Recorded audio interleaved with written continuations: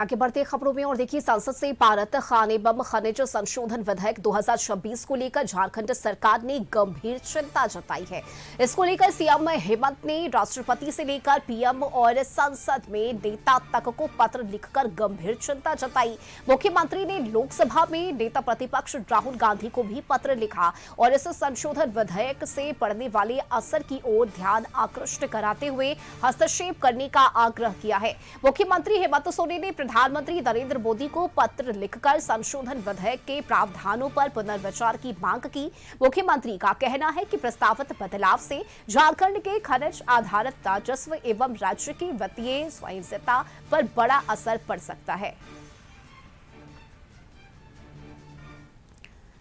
तो खान और खनिज विकास और विनियम संशोधन विधेयक को लेकर झारखंड मुक्ति मोर्चा और कांग्रेस के भाजपा सांसदों और नेताओं का हुक्का पानी बंद करने की चेतावनी दी है। साथ ही यह भी कहा कि केंद्र सरकार ने इस विधेयक को रद्द नहीं किया तो उलगुलान होगा। भाजपा के नेता अपने क्षेत्र में नहीं जा पाएंगे। वहीं भाजपा की माने तो छात्र आंदोलन को दबाने के लिए अब नया नैरेटिव गढ़ने का प्रयास किया जा रहा है।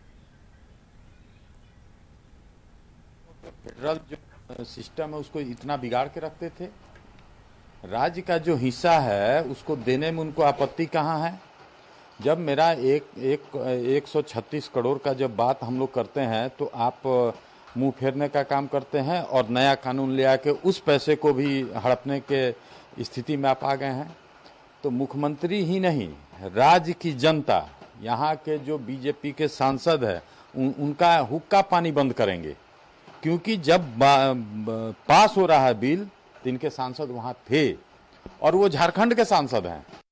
और एमएमडीआर बिल की जो बात है इसमें संशोधन हुआ था। कह रहे कि सुप्रीम कोर्ट के आदेश की अवहेलना हुई। सुप्रीम कोर्ट ने अपने आदेश में कहा था कि 0.49 और 0.50 के तहत राज्य सरकार तब तक शेष वसूल सकती है जब तक 0.54 के तहत केंद्र सरकार इस पर कोई नया कानून नहीं लाए। केंद्र सरकार ने कानून लाने का काम किया। और अगर आप इसका टेक्निकल पक्ष समझेंगे तो झारखंड अगर अलग से टैक्स लगाएगी यहाँ के मिनरल पे, तो यहाँ जो कोल प्रोडक्शन वाली कंपनियां हैं या आयरन ओर वाली कंपनियां हैं उनका प्रोडक्शन कॉस्ट बढ़ जाएगा। तो और अगल बगल में छत्तीसगढ़ में, उड़ीसा में, वेस्ट बंगाल में जहां बड़े पैमाने पर ये मिनरल्स मिलते हैं वहां पे सस्ता होगा। तो फिर ना तो यहाँ निवेश होगा ना यहाँ माइनिंग होगी। और एमएमडीआर झारखंड और झारखंडियों पर कुठाराघात, हमारे हक और अधिकार को आप जबरदस्ती छीनना चाहते हैं।